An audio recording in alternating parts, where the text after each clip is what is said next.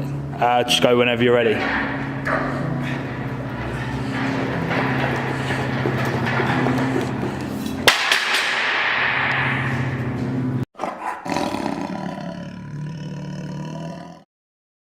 We're going to be going through a story today, okay? So the story is going to be of Stanley, who's a Cub Scout who's going on a hiking and camping trip with his mates.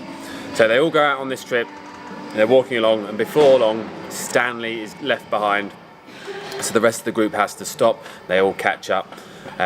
Stanley catches up with them, carry on again. Before you know it, Stanley gets left behind again. This keeps on happening. So they decide to stop, and I think Stanley's probably getting a bit upset with the whole situation, and everything's slowing them down. So they decide to stop, come up with a plan, and during that time they come up with 3 solutions, okay, of what they might do. The first one is for Stanley to set the pace. So he's going to move to the front of the group, and everyone's just going to walk at the same pace as him. The other idea is to take a shorter route. So they're going to see, actually they want to go on this hike through the countryside. And they go, well actually if we take a shorter route down a main busy road, then they can get to the campsite quicker and everyone's happy. And then the third one that they decided to look at was actually sharing the load. So seeing what Stanley's carrying in his pack to see if they can come up with a solution for that. So looking at those 3 options, the first one is getting Stanley to set the pace. It's a great idea, however, the overall pace of everyone has been reduced as a result of the action. So first of all, are you going to get to the campsite on time? Probably not. And also Stanley's going to feel that little bit he's going to feel upset about the situation because he's slowing everyone else down. So they push that one to one side. The next one they're going to look at is whether they're taking a shorter route. So when they decided to go on the hike, they wanted to go hiking in the countryside and get to their campsite in a respectable sort of time.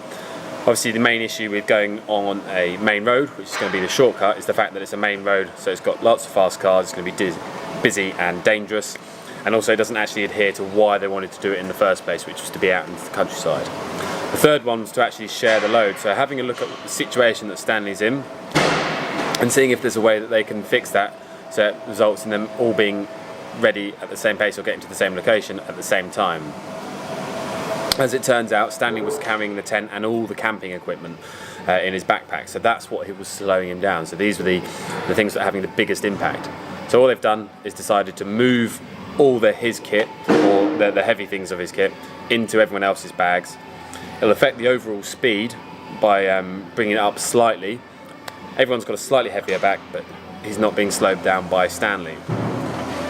So what we're trying to relate this back to is actually parts of your life. So if you're thinking about your fitness and your life in general, are there different avenues which are affecting the overall speed of your development?